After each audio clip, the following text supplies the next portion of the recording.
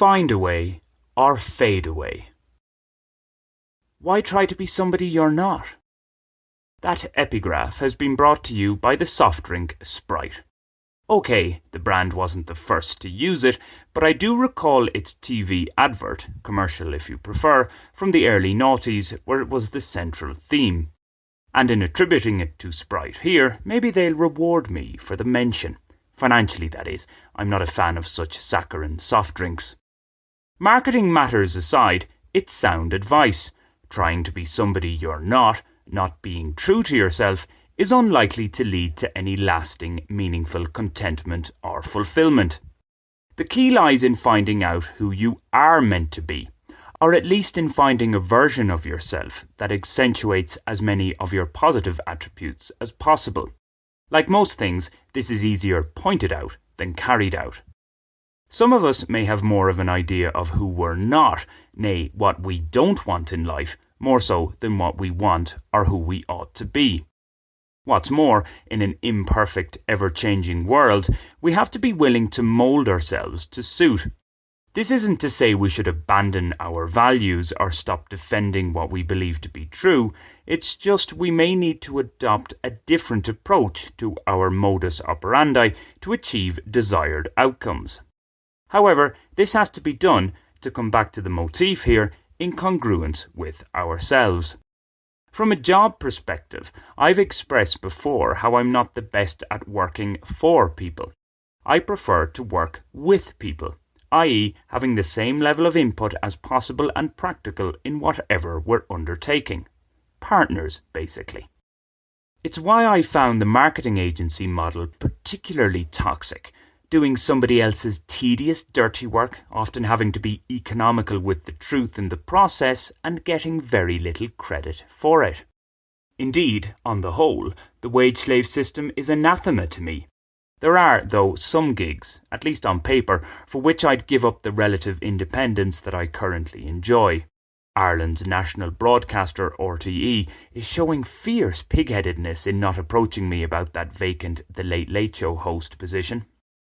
My many concerns about today's digital revolution notwithstanding, one hope is that it will provide more opportunities for people to throw off the wage slave shackles, addressing a societal ill that became particularly acute in the Industrial Revolution. A world freed from wage slavery was one aspiration expressed by the 2006 Nobel Peace Prize winner Muhammad Yunus at a forum in Bogotá in November 2022. While I haven't had the opportunity to read Yunus's book, A World of Three Zeros, The New Economics of Zero Poverty, Zero Unemployment and Zero Net Carbon Emissions, going by his Bogotá talk, one element to zero unemployment is creating the conditions for self-employment. It certainly sounds appealing, making it an effective reality is another matter.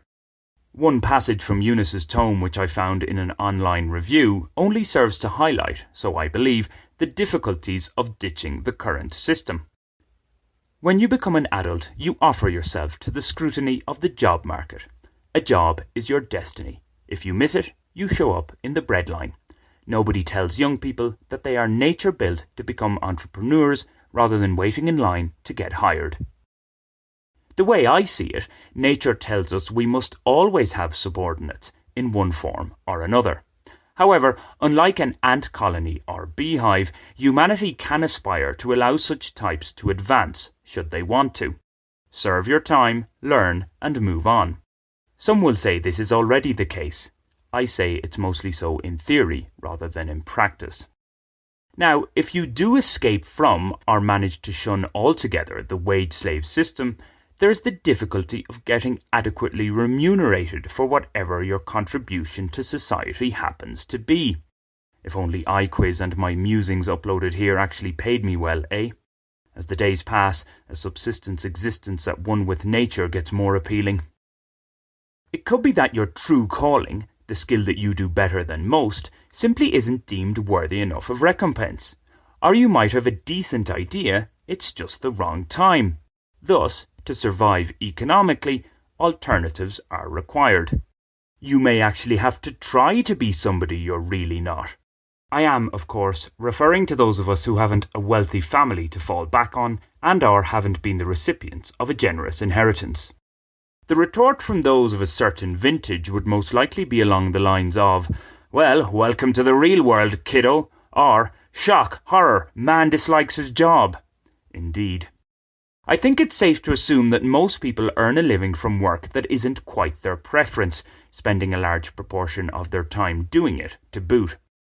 There is also the thinking that we shouldn't define ourselves by our work, by our careers. I understand that perspective. Nonetheless, we are judged by others in terms of our words, our actions, and how we contribute or not to society. In a capitalist world, our work plays a large part in that.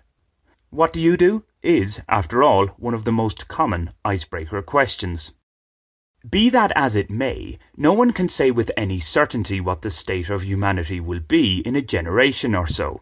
The digital revolution and artificial intelligence certainly look set to bring about significant changes in how, and how often, we work. Many of us may simply become surplus to requirements from an employment perspective. It could be a case of being paid to exist, whilst trying to be a net positive for society and the planet in the process. A universal basic income. Should, though, the more damaging predictions of the effects of climate change come to pass, perhaps coupled with some other major disasters, then many may be forced into that subsistence existence at one with nature I mentioned earlier. It just most likely won't be as idyllic as it might sound. In such a scenario, worrying about being somebody you're not becomes largely irrelevant. When our survival instincts kick in, we either find a way or fade away forever.